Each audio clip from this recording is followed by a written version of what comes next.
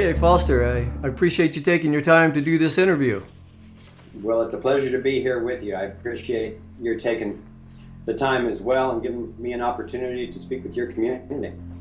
Well, this is an important subject that we're on because I think we talked briefly about the importance of technology, which actually brings up an important point for me because I'm not too sure that we have enough left of the old system that it will correct itself, which tells me that a conscious and deliberate dismantling of some of the old paradigms might be more important than we think while we still have some infrastructure left, like the internet, for instance.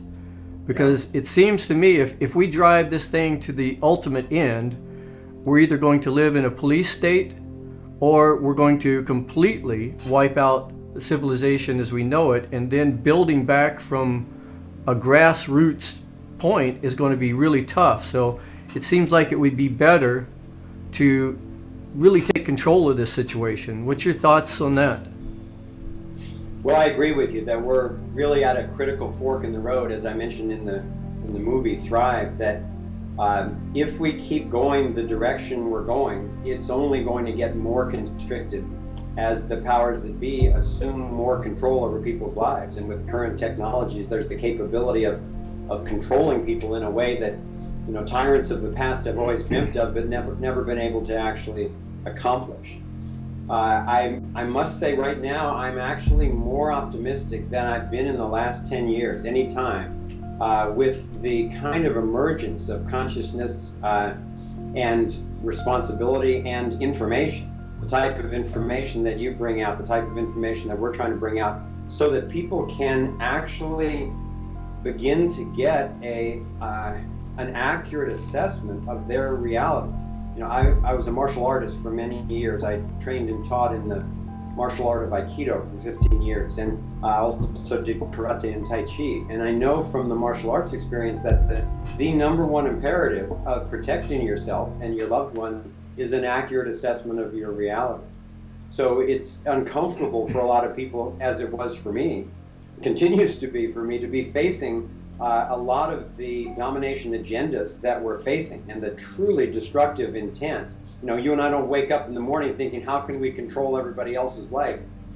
But unless we realize that there are people who do that, we won't have responses that are really commensurate to the predicament that we're in. So with a combination of the I would say a spiritual and activist emergence that I see going on all over the world, and the fact that we still have the internet open to communicate with each other, the information and best practices, and to brainstorm strategies together on a global scale. And then with the type of courage that I'm seeing with so many people in the Occupy movement and other activist movements all over the world, we're really in the first global revolution in history. And the jury's still out as to how successful it will be. And the conversations are going on all over the world as to what are the guiding principles. What are we actually looking to replace a current destructive system with? But I'm very excited about the way those conversations are starting to go, and just about the emergence of the incredible power and beauty of the human spirit that I'm seeing everywhere. And if that continues, and I think we can continue that, then I actually think within the next decade or two, we can tip this thing. We can actually go through the tipping point to where we're turning to take that other road, where we're actually rigorously starting to create relationships, institutions, and so forth that are based on integrity and individual rights, on true justice, rather than on power and accumulation of money and on fear and domination. So I'm actually feeling quite good about it at the time. Yeah, when you say tipping point, it brings up a mental image of a scale. And for all of these years, it seems like we've been piling stuff on the scale. We've been having our conversations and our programs and our documentaries, but it's only here recently that I've seen the scale start to move. And that's what happens. You don't think your actions are adding to anything until you reach that tipping point, and then every little thing you add sort of brings it into balance. And it seems like that's the point we're at right now. I think that's happening too. I see it as the world as a super saturated solution right now, and the drops are going in now that are already creating just a global surge, really a geometric ascent in the movement toward justice, toward harmony with our environment, and toward economic integrity. And I know that you've done a lot of work, which I admire, on really being willing to stand back and look at our belief systems. And I think there's nothing more critical that we can do, because unless you realize that you are operating from a worldview, as is everyone else, you will just unconsciously come up with the results of that worldview. And certainly, I would say the most humbling part of my path over the last 40 years of research is to come to the realization again and again and again that virtually everything I thought I knew about the world we're living in turned out to be not true. Right. And building the skill to humbly recognize, oh, I thought this, but it turns out that, is, I think, one of the key skills. And I appreciate your work in encouraging people to learn to get good at that, and to realize that your world doesn't fall apart when your old worldview is replaced by a new one. Yeah, my wife and I, we had dinner with David Icke 3 or 4 months ago, and we started talking about how belief systems, by their very nature, divide us. And due to the cognitive processing of our minds, we see the world not as it is, but as we are. And when I started dismantling beliefs that were indoctrinated into me since I was a little child, it was, at first it was a little bit scary, because I felt my aloneness, my separateness with no support system. But something really sort of amazing happens when you really break down those filters. You start seeing the world more closely as it is.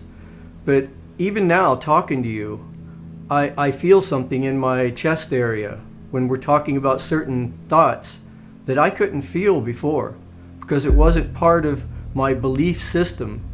And this is part of my experience, which is a total different thing. And I think as we go on, we're going to have to look at these things, because I know when I wrote my book, it was, where did these belief systems come from? And it sounds like you went through the same thing. When you start tracing everything back, it leads into, at some point, these beings came down from the sky all over the planet and sort of helped us in our previous civilization. So I think, and this is a big one for people to handle, and I really admire you for bringing this up, because when I wrote my book on the social and neurological consequences of belief systems, I really hesitated putting the ET information in there, because I felt like it would invalidate the hard science behind what I was saying. But it's time that we start acknowledging this, at least the strong possibility that we have been influenced, we are being influenced, and we're probably being prepared. I mean, from the crop circles and everything, it seems like they want to make contact as soon as we can get ready. Well, we have a quote in our film that says, when an honest man discovers he's mistaken, he either ceases to be honest, he either ceases to be mistaken, or he ceases to be honest. Right. And we're all being called to go through many moments of exactly that, of asking ourselves, is it more important for me in this moment to hold on to my past beliefs, to look good, to try to convince somebody that I'm right, or to actually know the truth? And I think that it's the evolutionary imperative for humanity right now to actually wake up and realize, as I also say in the movie, that we're not a mistake. We're simply mistaken. We have been intentionally duped by the powers that be for a long, long time. I mean, the central banking system, the whole fractional reserve system alone, has essentially been kept secret from most of us for 400 years. That's humbling. But now we've got the media where people can, like you and I, can be in conversation with each other very easily without having to own a TV station. And So people are starting to get the information that may be uncomfortable, but as my wife says in the movie, it's like knowing that it's like finding out that you've got a dangerous but treatable disease. You can either ignore the knowledge, or if you accept the fact, then you can go and look to see, well, what might be able to cure it. And that's really the choice point for every one of us right now. Yeah, I like what you said about the alternative energy when you were showing the picture. You said, I don't expect this to convince you, you know, and that's really important, that people have their own experience, you know, to weigh all the facts. But what was it about that really convinced you? Just the actually seeing it? So for 40 years, I've been studying physics and cosmology and spatial geometry, and it led me into this realization of this fundamental patterning. And as I began to work with some of the scientists who were also aware of the basic nature of this toroidal flow, this torus vortex, they began introducing me to some of their friends who were inventors, who were accessing energy in very unusual ways, not in according to any laws that I had been taught in my traditional physics training. And as I went around to these laboratories, sometimes I had physicists with me, sometimes engineers, sometimes on my own. My wife visited a couple of labs with me, and again we would see these devices working. We could check and see that there weren't wires or batteries or microwaves. When I remember standing in one lab with my wife when we saw this, several devices actually working, and we looked at each other, and just tears came to our eyes,